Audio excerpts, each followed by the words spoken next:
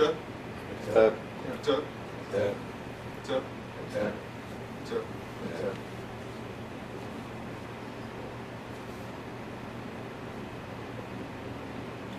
Greetings all of you. We're here at the Peru in Atlanta, Georgia.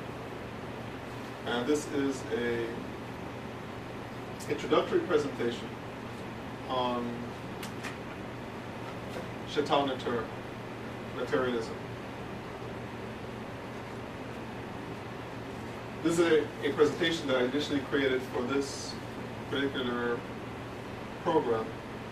As you know, I've been touring a few of the different cities where aspirants are located. This presentation was done in DC last week and in New York earlier this week, and it has been well received, and hopefully you will gain some basic and also some not so basic insights from it. You have a better understanding about what Unitarian spirituality is all about and how it perhaps relates to your previous understanding of spirituality and religion.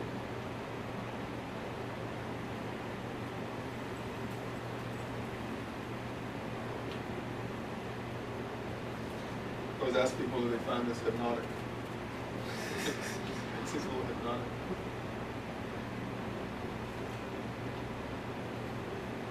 Shaitan Nature, the ancient religion of Africa. Most people have seen pictures like these. This is King Senusert. He was known to have expanded the borders of Kemet, Egypt. And you can see his Nubian features immediately showing that there's a relationship with the early commitments with the rest of African culture. You see pictures like this also. And sometimes they appear strange, holding certain objects, and a man here you see touching the head or the face of another man, or a coffin, really, a mummy, with a particular object. And what does it all mean? What is it all about? What are these strange hieroglyphic symbols? What do they all mean? Many times in modern culture, it has been fashionable to denigrate things that are not understood, or denigrate things, or ridicule things that are outside of the norm. But ancient Egyptian culture and spirituality has been denigrated from a very early time in Western history, beginning with the early Christians, or not so early Christians, the early Catholic Christians and Orthodox Christians, and then following them, the Muslims. But for us, who have a better insight into the teaching of ancient canon, we want to have a more intimate understanding, a more enlightened understanding, not a dogmatic or a fanatical understanding, but an intelligent understanding of what this great society, this great culture, which lasted thousands of years, was all about. And that's what we're here to do today. Before we go into that, what are we? So that we can all be on the same page and have a good understanding of where we are. We, as an organization, are a spiritual organization with two branches, Seaman Institute and Temple of Shaitan Nature. You here are an affiliate of the Temple of Shaitan Nature. Shaitan Nature, you can consider it as like the larger organization, and different particular temples are part of that larger system of spirituality. The Seaman Institute is where we do educational programs, the bookstore, we sell books, publishing, audio tapes, videos. And the temple aspect is where we do more advanced studies for the priesthood, spiritual counseling, initiations, spiritual worship programs.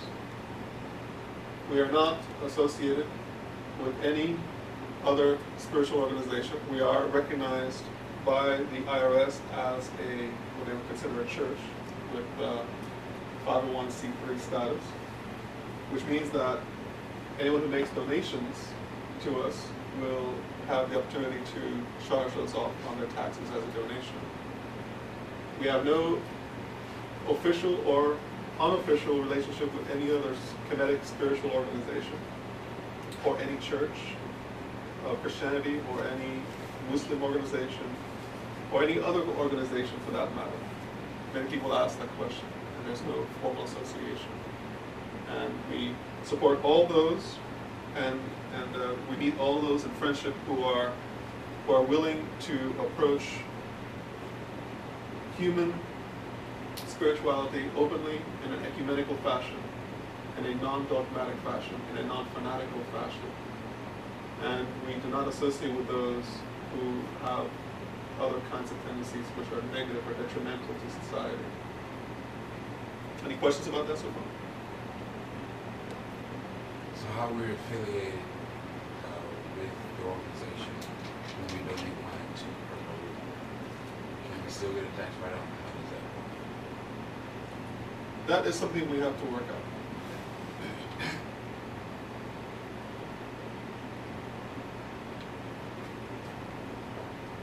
I always like to start with this also in introductory programs so that you can know in no uncertain terms what we are related to. We're related to ancient Nectarian system of spirituality, which is the first and foremost in this human cycle of history.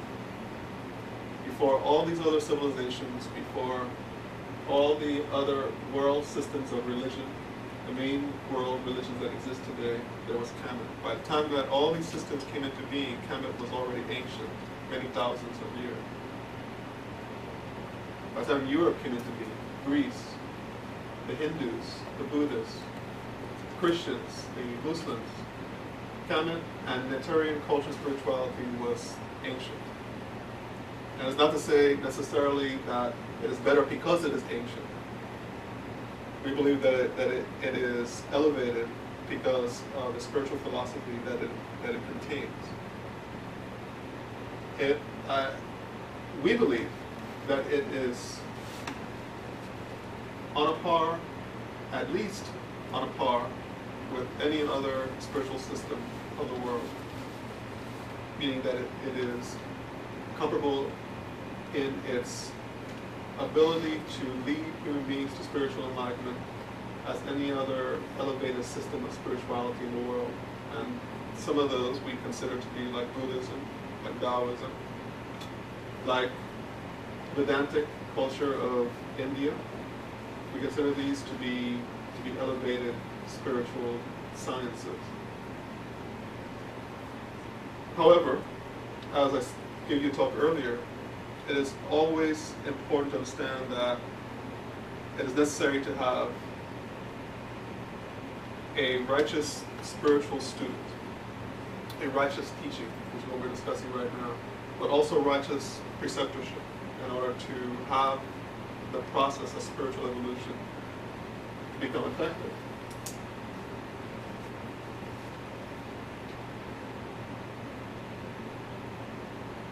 And why, or how can we say that Nectarian culture is the oldest?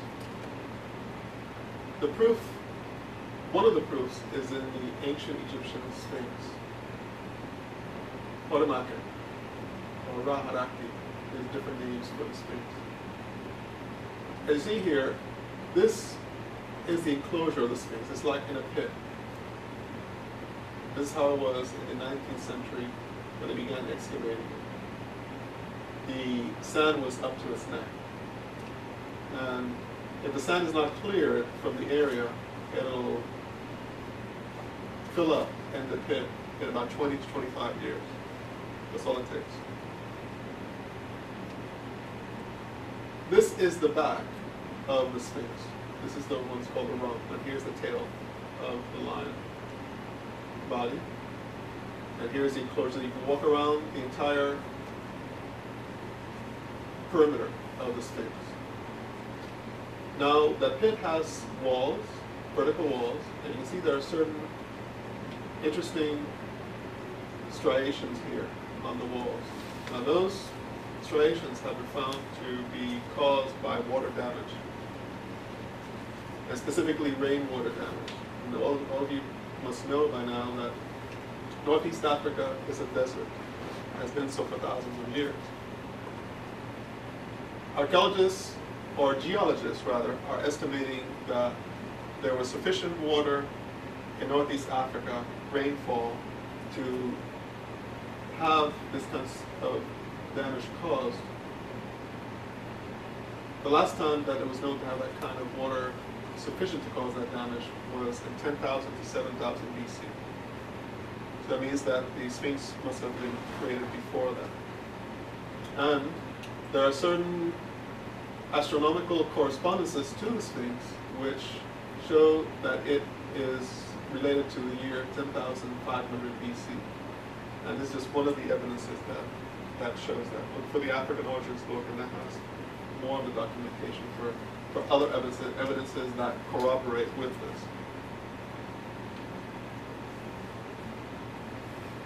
Now, just to give you an idea of what that means as far as the other world religions of history. Naturian culture begins here, or shall we say, this is the first physical evidence that we have for the existence of Naturian culture as spirituality, 10,000 BC. And we also consider this the pre-dynastic era, from 10,000 to about 4,000. And then begins the dynastic era that most people are familiar with King Tut and all the kings, the Semser who you saw earlier. So here, 10,000 BC, the next, and here what I'm getting is that this is the evidence of advanced culture and spirituality, meaning the system of religion that we discussed earlier, myth, ritual, mysticism. We begin seeing the beginnings of religion in the Indus Valley at about 2500 BC. Beginnings of a seriously outlined form of spirituality. And then at 1500 BC, we begin seeing Aryan culture in India. And there you've heard of the term the Vedas, the scriptures of the Aryans of India. And then we see the Minoan culture, which I showed in the and also Dr. Diop has showed. There was a relationship between the Minoan society and the ancient Egyptian Kemetic. Sumerian culture also emerges at about 3,000 to 2,500 BC. And then much later, about 1000 BC, we have Judaism coming in. And 300-400 years later, we have the Upanishadic age coming in, and Hinduism emerging, breaking off from the Aryan culture in India. And then a little later on, we have Buddhism and Taoism and Jainism, Zoroastrianism. And I don't have it in this particular slide, but to help you to understand, in all these religions I just mentioned just now, Buddhism, Taoism, Pythagoreanism in Greece, Jainism, Zoroastrianism, Taoism, all these seem to have begun within a period of 100 years. And this period of 100 years, at about 550 BC, is when ancient Egyptian culture was under siege by the Persians. And it has been recorded that there were slaves taken from Egypt into Asia and other parts. And of course, you see what has happened in Sudan lately. We have the Arabs attacking the blacks of Sudan. and trying to eradicate them so they can have a country to themselves, essentially. And never mind that they're all supposed to be Muslims. They're all attacking each other. But we're leaving that for a different discussion. My point is that when there's an attack such as that, you have migration. You have displacement of cultures. You have refugees who move to other countries. And this is why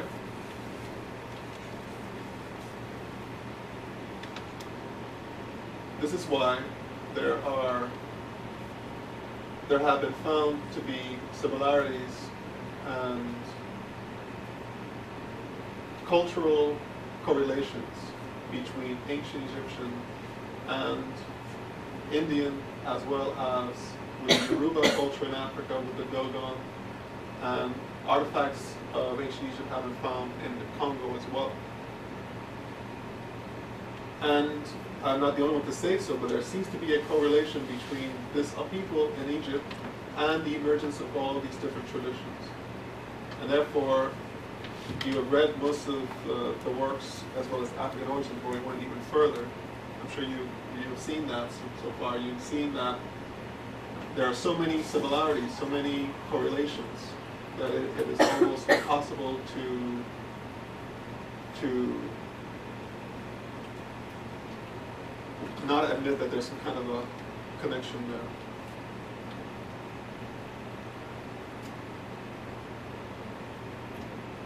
So what we have happening here is the pre-Kemetan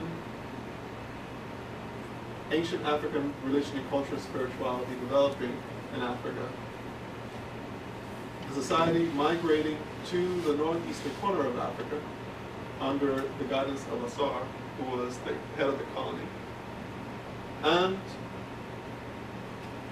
then we have Kemet and Kush flowering as a civilization. And that flowering also fed back into other cultures of Africa, into Nubia, into Dogon, into Yoruba. And we discussed that in the African Origin book series. As far as ancient Greece, the Minoan culture, we discussed that as well in two books, really, from Egypt to Greece. And African Origins Volume 2. As far as Asia Minor, Sumerian culture, Assyrian culture, Judaism, Christianity, and Islam, the major three world Western religions. We discussed that in the Journey from Jesus to Christ and African Origins Volume 2. As far as the relationship to the Eastern culture, we discussed that in African Origins Volume 3. And there's a 3-in-1 volume there as well. Now moving away from so much of the timelines, let's go into what this form of spirituality was all about. And I'd like to give this this picture. And most of you must know what this picture is. So if you know what it is, because you've seen it already, don't say anything. Those of you who have not seen it, raise your hand. Those of you who have not seen it. Okay, you who have not seen it. Can you tell me who these people are? I'll give you a hint. Some of them are Nubians, and some of them are Kemetans. Who are the Kemetans and who are the Nubians?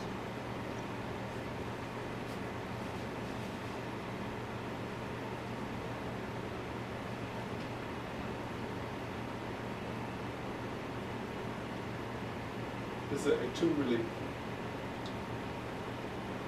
of an official by the name of Kui. Anybody? You're studying the picture very well. But Nubians are darker skin. no, not you. Not you. Okay, but as long as you said that, does anybody agree with that? The Nubians are darker skin? You don't agree with that, okay. And you? You said that the Kemet was probably the most ancient one you saw, imagine, in the southern region of Africa. So I think that they would be the darker ones. The darker ones. Anybody agree with that? Do you agree with that theory? Do you?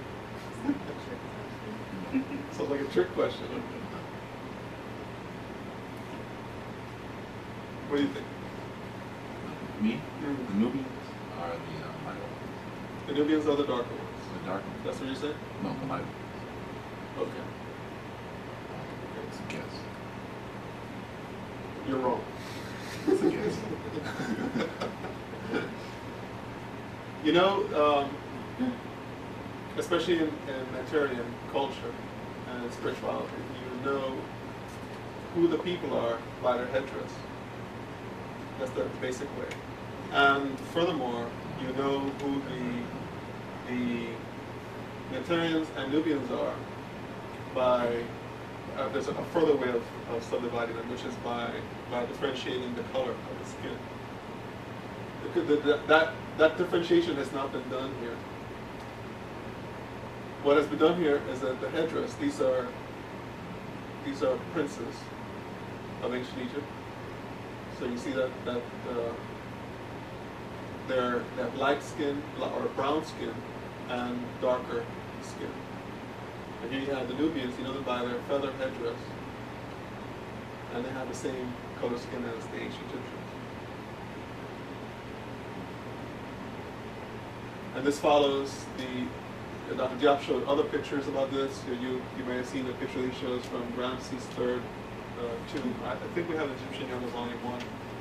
You can check that out. And the important thing to understand here is that the Nubians and the Kamitans, the Kushites and the Kamitans, were genetically related. And furthermore, the Dogon of West Africa and the Yoruba talk about themselves as being descendants of the ancient Egyptians. So what we're getting at is that there was a migration. Actually, there was contact between Northeast Africa and West Africa through the trade routes that existed. And what I'm getting at to say there is that we who have part, at least, African blood in us, shall we say, to use the term, because we have come from, or our ancestors were brought to the United States or to the Americas as slaves. The idea is that, to say is that those ancestors were related to the Northeastern Africans. So there's a connection there as well to us also. So there's not just a philosophical, cultural connection, in other words, is what I'm getting at. There is a deeper connection as well.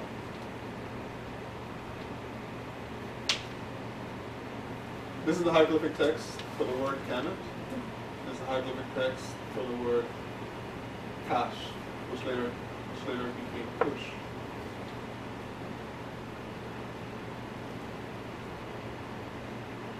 Now, every religion has a founder. For Buddhism, you say it's Buddha. For Christianity, you say it's Christ. For Unitarian culture, it is the first letter. The first letter is Lord Khepri. Lord Khepri brought the world into existence. And not only that, he also brought the spiritual teaching into existence as well. This is what the scriptures tell us. And for more details on this, you can check out the new book, Egyptian Mysteries, Volume 1, Chetan Turk. This is Lord Khepri in his anthropomorphic form. And here he is as Ra Khepri Ra. Here he is in his boat in the Perdameru of Ani, the Book of the Dead of Ani. And here he is emerging in his boat from the primeval waters. This is the god Nun, the waters themselves that are pushing him out so he can sail on the water. The sailing of the boat symbolizes the movement or vibration of matter in time and space. Before the boat had emerged, the waters were placid. And if you ever talk to anyone who has sailed in the South Pacific, they can tell you that sometimes the waters are so calm that it's totally flat without waves, and it seems like you can walk on it. But you actually can't. I mean, it's so calm. And consider that when the boat comes over that placid water, it causes a wake, and that wake spreads out. the vibrations go far, far away for miles. Those vibrations are what agitate the waters. And when the waters are agitated, they take on the forms of creation. The elements come into being. They turn into elements. The waters themselves. And what I'm getting further to say is that we are in the waters right now. The waters that have taken a particular form. And when Kepri stops his journey at the end of the cosmic day, the waters will return to their placid form again. The forms will dissolve. And matter will go back to its undifferentiated state, its unformed state. And this is Lord Kepri. This is the hieroglyphic text of the word Kepri. And the main symbol is the scarab. And scarab is on his headdress here. Shatanatur, what is it? Shatanatur is the name that the ancient Kamnitans and Netarians called their form of spirituality. If there is a name for religion in Kemet, it is Shatanatur. Shatan means hidden, and this symbol means netter, and netter means divinity. And divinity in a genderless way. It does not mean God, does not mean goddess. It means divinity. Hidden divinity. Hidden divinity that is in all things, that is to be discovered. It may be pronounced neter or neger. So Shtanatur is the spirituality about the hidden essence of creation. And of course, the teaching is about discovering that hidden essence, what that hidden essence is. So who are Netarians? Netarians are those people who consider themselves Shemsu Neter. This is Shemsu Neter. Shemsu and Neter. Shemsu means followers.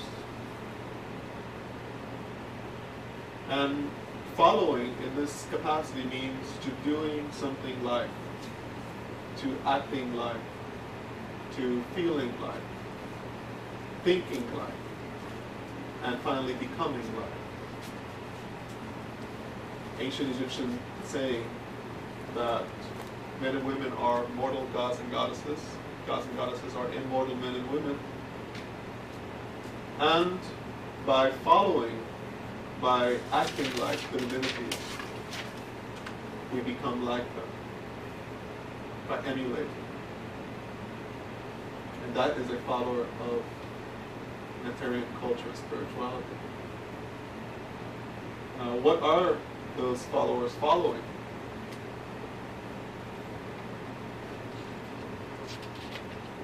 Neter is the supreme divinity, all-encompassing divinity. And from that all-encompassing divinity, like a sun with its rays, emanate cosmic forces. And those cosmic forces are called Neteru, that emanate from the divine self. And a more common name for them is gods and goddesses. If we are to follow them and discover what they mean, and discover their powers within us, and consolidate those powers, we will have insight into Neter.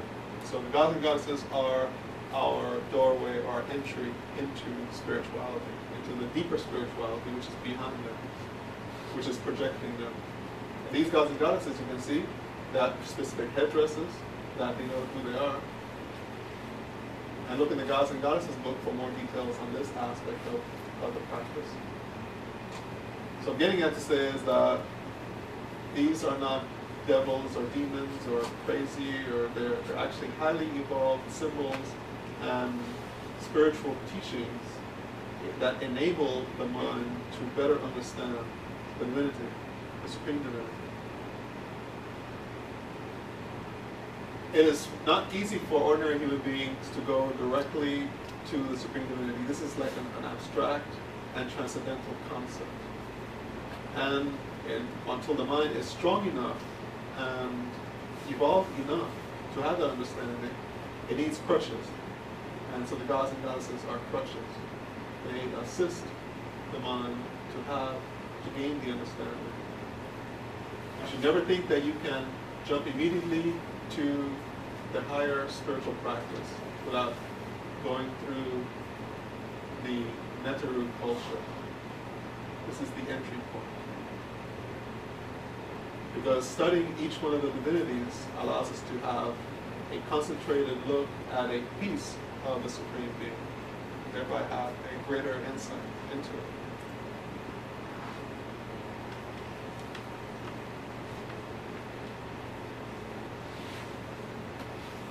And therefore, the understanding is that we're not practicing polytheism here.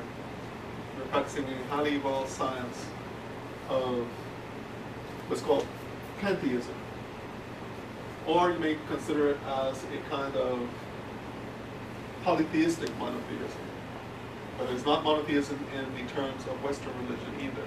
What they are doing is not, as I explained before, what Western culture is doing is more into idolatry. Monotheism is understanding that there is one supreme divinity, encompassing all and present in all. Monotheism in the Western sense is a personality, a specific personality that exists separate from creation and that witnesses creation from a distance. And that is not the African concept or the Eastern concept. Eastern concept, the African concept, divinity is in creation. Creation is a manifestation of divinity. Therefore, all is divine.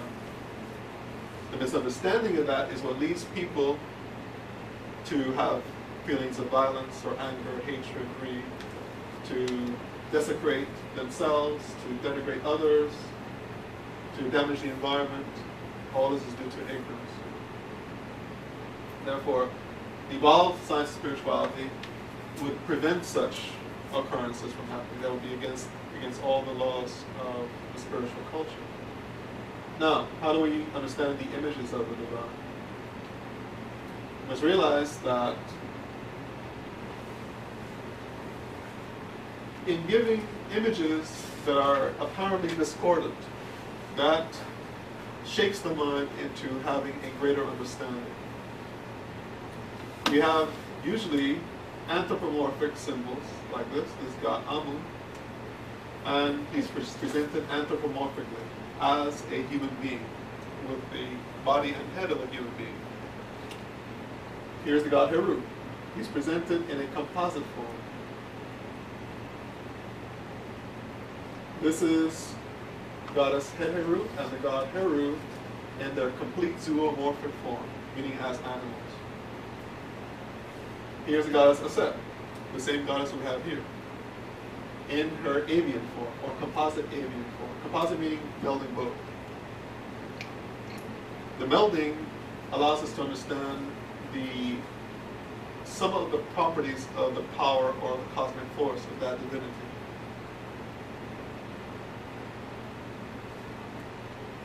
The same kind of system in some ways is used in Yoruba culture and very much so also in Hinduism. And of course, later on you have in China, you have the development of the Kung Fu, which uses animal forms in the fighting systems of the martial arts.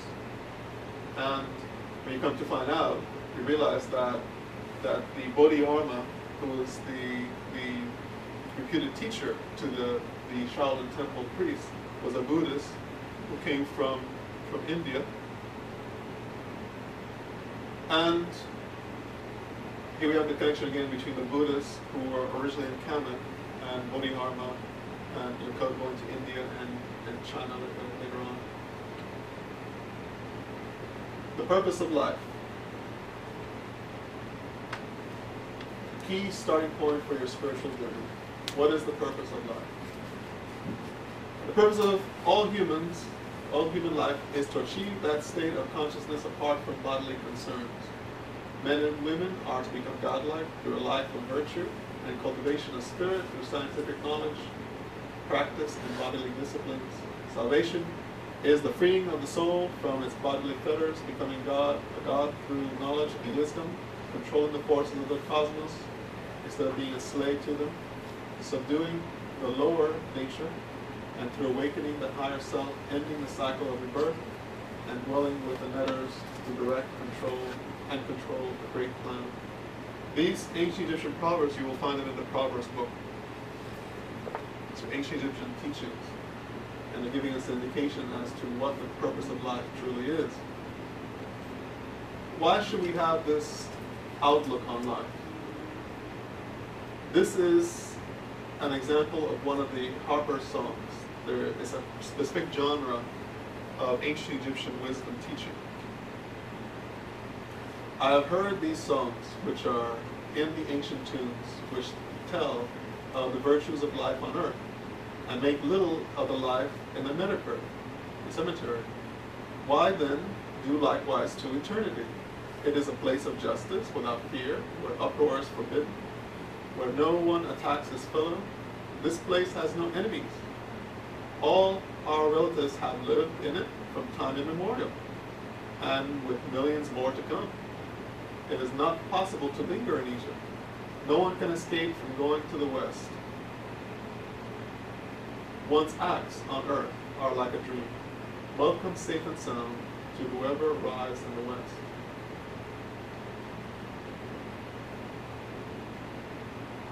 What Harper is saying is that here, first of all, in the ancient tombs, the virtues of life are extolled. That means that, and the Nedeker is put down. People who are talking about how wonderful life is, and I wish I could live forever, and I wish I could have more fun, and then I don't want to die, I don't want to go to the cemetery. And so the Harper song is saying, why? Why do you feel that way? In the astral plane, the netherworld, you'll have justice. You don't have to live in fear that somebody's going to steal your things or mug you, or you'll lose your house because you can't pay the rent. You don't have to worry about those things. And loud noises are forbidden. How many of you like it when you hear loud noises and a bomb, and then you jump and you don't know what's going on?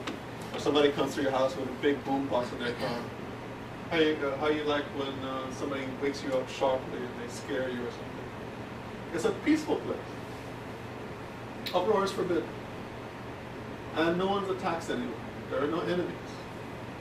And people have gone there from time immemorial, and there are millions more to come. Meaning those who will die in the future and who will go there, like yourself. It is not possible to stay on the earth. No one can escape going to the west. The west is the place where the cemetery is, where death, where those who die go at the end of the day, where 10 ends the day. And no one can escape that. And finally, the Harper says, your deeds on earth are like a dream. The world is illusory. We were talking about that extensively before, weren't we? And so therefore, don't be thinking that you're doing something here that's abiding, that is going to be, that's also important, and that is so good and righteous that you can stay here and that you can experience it forever, so on and so forth. It's basically saying prepare yourself for your passing. And the purpose of life is conceived in that way because it has been noticed very clearly that human beings live a set span of life. If you live 100 years, you're lucky. If you live 120 years, you're maybe lucky because you may live that long, but you might not be able to walk. You might not be able to even speak. You might be in a bed somewhere, bedridden. So it might not be so lucky for you. You might wish that they let you go. But in this culture, they won't let you go. Because life is so important. We just hold on to life no matter how degraded it might be. Life has its ups and it has its downs. And if you examine life, you see that it has mostly downs. Mostly there's sorrow in life. Mostly there's disappointment. Mostly there's frustration. And that's because people have learned to seek for happiness in the wrong way. Yes, they seek to find happiness in ways that will ultimately always lead to frustration. You get a car. The excitement about it might last a couple of weeks. And then when you get the first bill, you have to pay the bill. And then you see people who take their cars to the washer, to the car wash. I always joke about that because I never washed my cars. I haven't washed cars like in years, so many years. And so us parents, like in Miami, they used to laugh at that. Because you see it, the little thing, people like to write things on cars. Wash me, wash me. So when Aspire finally washed it a few years ago, the car that we had. But they give you the idea that that's not something that's important to me, to washing cars. I used to have liked cars before, when I was young, but not anymore. And then if you love your car gets into an accident, what happens to you? Your heart is crushed. My car, what happened to my car? Or I know this guy who, with these, it's before these little wheels that have now that go around even while a car stops. It was a few years ago. They have some other kinds of wheels, and he's paying like $300 per wheel on his car. And then he has this, when they came up with those two-tone paint jobs, those about 8 years ago, whatever it was. And paying like $3,000 for a paint job. And then somebody gets angry with him, and they take a little key to it, and they go scratching through, and that's the end of his $3,000. And then he's angry, he wants to kill somebody at that point. Okay, he goes and kills somebody, and then he gets into the slammer, and then life is messed up, ruined. Over what?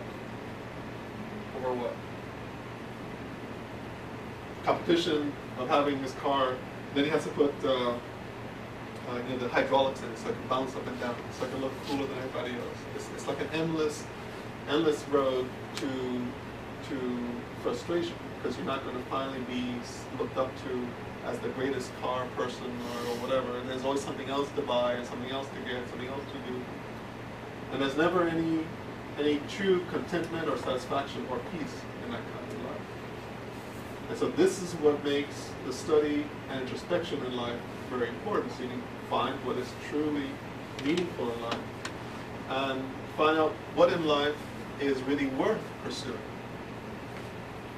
You should pursue things that are truly abiding in life, not things that are perishable. You can't take your car with you when you go to the grave or the cremation ground, whichever one you do. You can't take your spouse with you. You can't take your children with you, your jewelry, your money. You can't take your body. You can't even take your mind. What do you take with you? That's what you should be concerned with. What do you take with you? As I said before, religion has 3 important stages, and this is what they are: the myth, the ritual, and the mystical.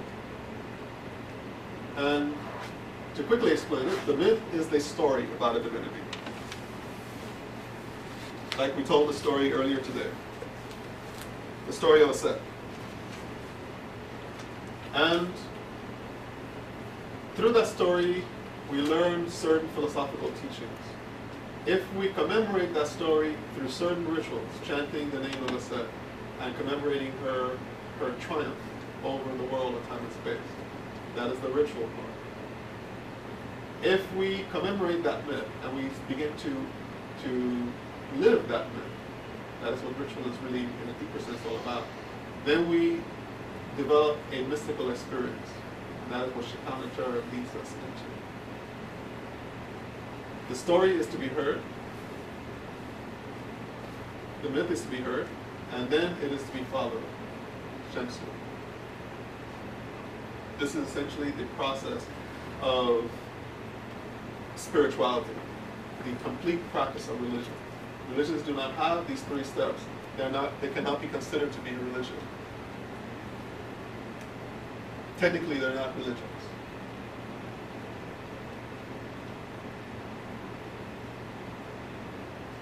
Along with this, remember that we told you earlier today, the teaching of the Temple of Aset, how you come into this is listening, reflection, and meditation, the practice of it. The most important myth of Shaitan is the story of Asar, Aset, and Heru, also known as the Asar resurrection myth. This is Asar, same one from here, and this is Aset, same one here. And this is their son Heru in his child form. And this is Set, who is the brother of Asar and Aset, who murdered Asar. And then Heru grew up, and he challenged Set and regained the throne of ancient Canaan.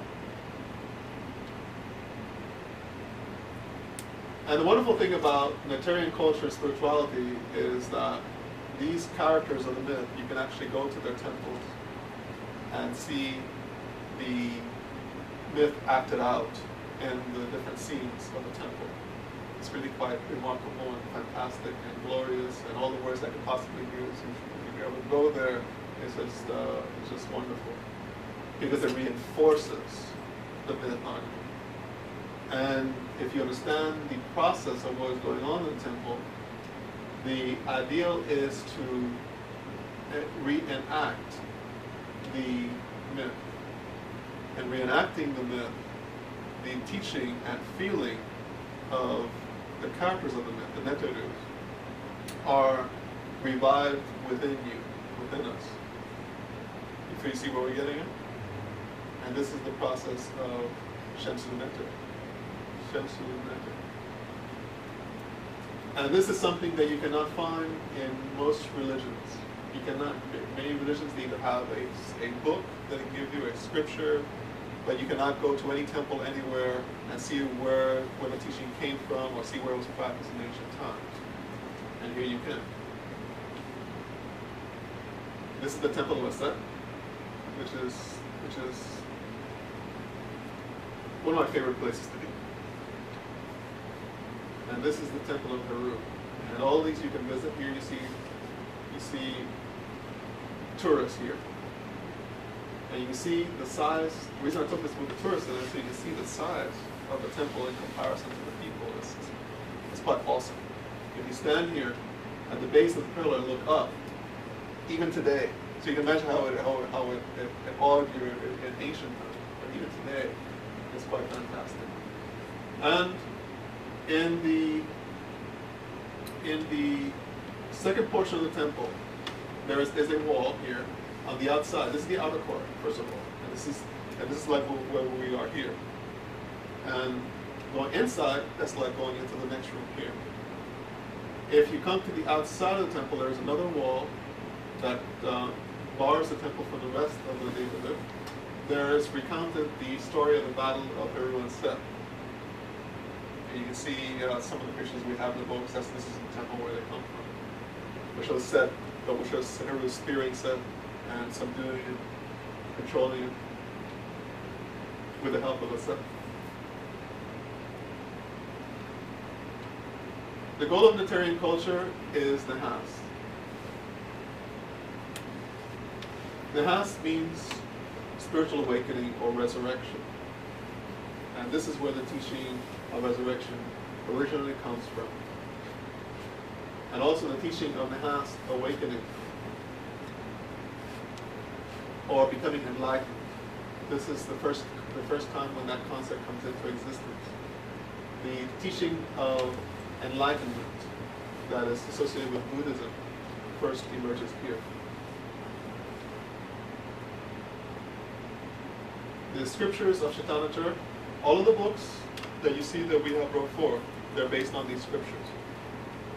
There are mythic scriptures that talk about the story of the Netarus, and then there are also wisdom teachings, like the Harper song that we discussed earlier, the wisdom text, the teaching of Tahotep, teaching Sage Annie, Sage Amenemopi, Sage Merkara, we talked about earlier with the teaching of Karma, of Ari, and the Mahathian declarations.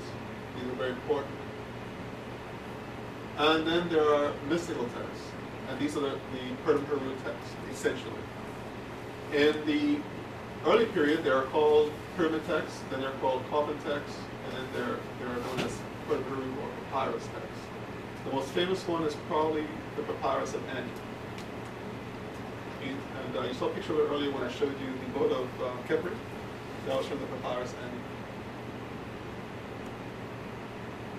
There are different but related shatats, or mystery systems.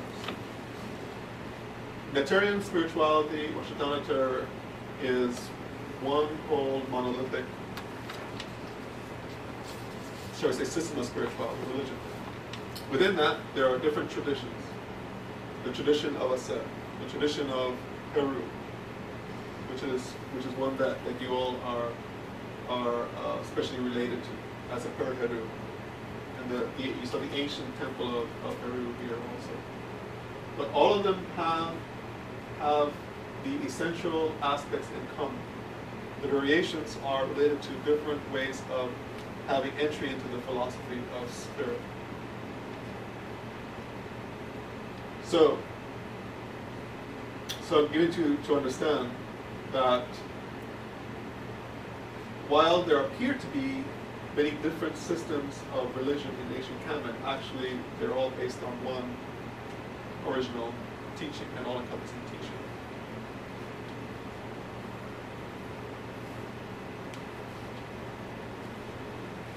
The four great truths of Shatanatar. This is what you recite in the morning worship program. Netter, the Supreme Being, is one and alone, and as Nebuchadnezzar manifesting everywhere and in all things, in the form of gods and goddesses. Anmat Sui Sayuset Sekamen. Lack of righteousness brings fetters to the personality, and these fetters cause ignorance of the divine.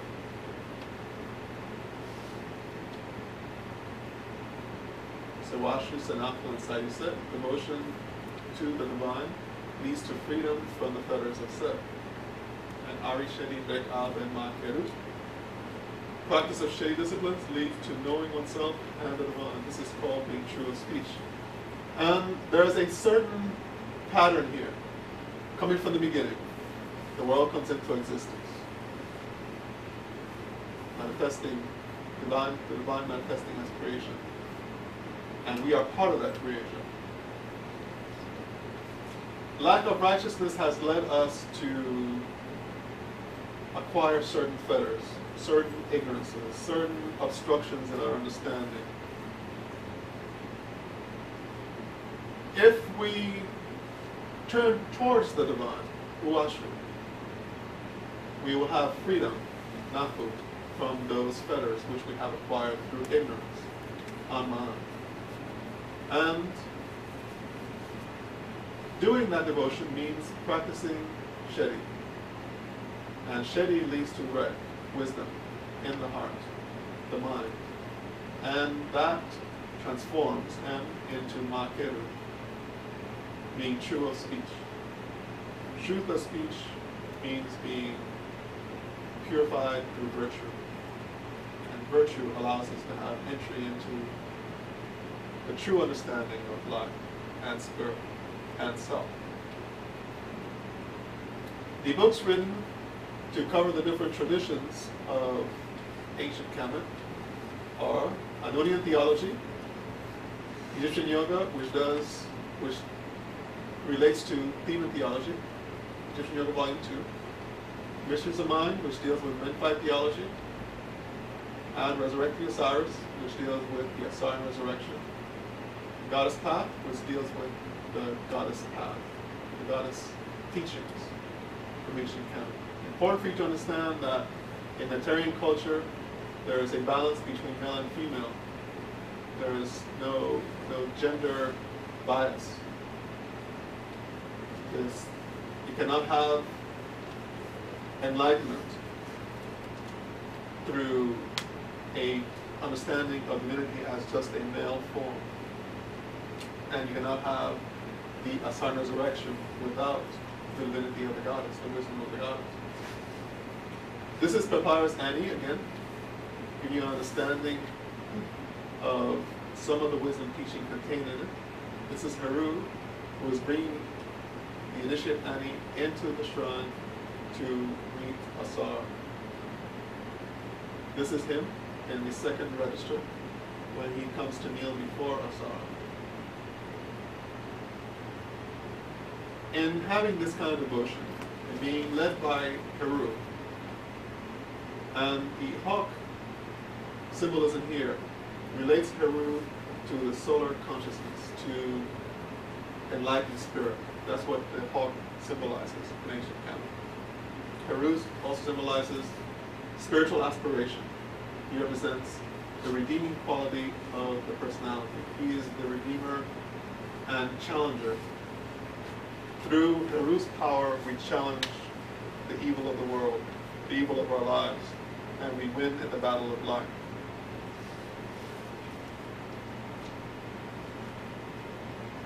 The opposites of creation, the concept of Sima Tawi and Sima Heruset. Where do we get the concept for the word Egyptian yoga from? This is where it comes from. Sima Tawi. This character here, Heru, this character here, Set. These are the two challengers, the two main battlers, shall we say, in Netarian culture and spirituality. They represent the higher and lower self of the personality. Heru is the higher and Set is the lower. They also represent the upper and lower Egypt. This concept of the two opposites is being brought into a form of union. This is the symbol that means Sima. Sima means union. Union of what?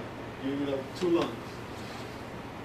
The two lungs that they are stepping on, meaning or referring to the lower self and the higher self.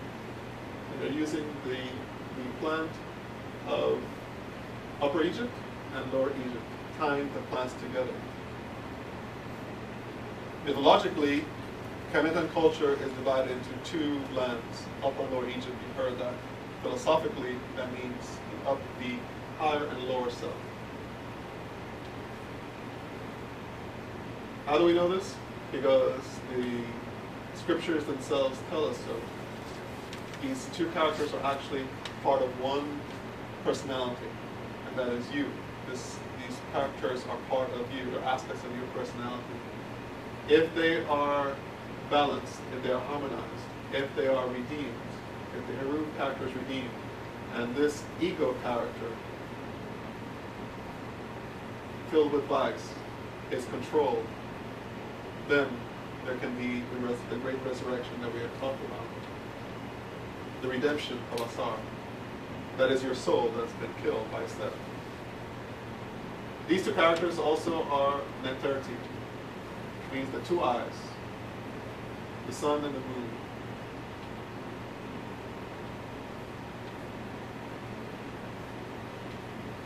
The Shedi disciplines that we've discussed, Ari Shedi, Dekav, and Makeru, doing Shedi leads to self-knowledge and truth of speech. There are these four disciplines we talked about this morning of Shedi: enlightening your intellect, enlightening your actions, purifying your heart, enlightening your feelings, purifying your feelings, and developing will. These are done by these different disciplines. And we have books for each one of those. The Mysteries of Isis for the wisdom teaching, the Wisdom of Mahati for the action path, the path of divine love for the path of devotion and worship, meditation, the ancient Egyptian path to enlightenment for developing the inner discipline, developing willpower. And along with this, the Kemetic diet, which gives us insight into the health culture that is necessary for proper spiritual evolution. Extremely important, the Kemetic diet. And the discipline of the special postures, which is actually directly related to the concept of Shemsu Neter. This discipline gives physical health, but it also brings mythological wisdom and cultivation of the cosmic forces. And these are disciplines that the ancient Egyptian priests and priestesses practiced in ancient times.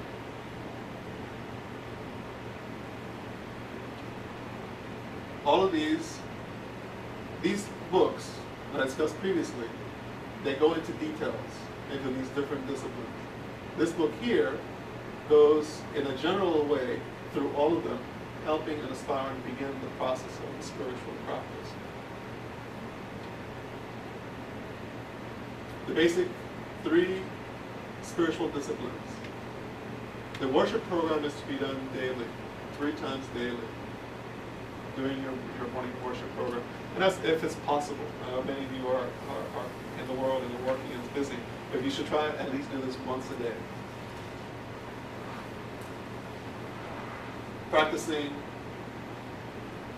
in cleanliness, lighting a candle, lighting incense, reciting the great truths, chanting the daily hekau, daily worship chants, studying a little bit of scripture, doing a little bit of reading, maybe reading a page or something, and practicing at least 5-10 minutes of meditation, and placing your offering as well.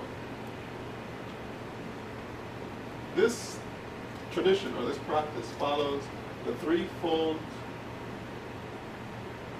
manifestations of Ra. Here's Khepri, the creator, Ra Harakti, the sustainer, and Tem. This is the character Tem. Remember this morning we talked about in the story of Aset and Ra, it was drilling. He's walking with a walking stick and you see his head coming over and he's drilling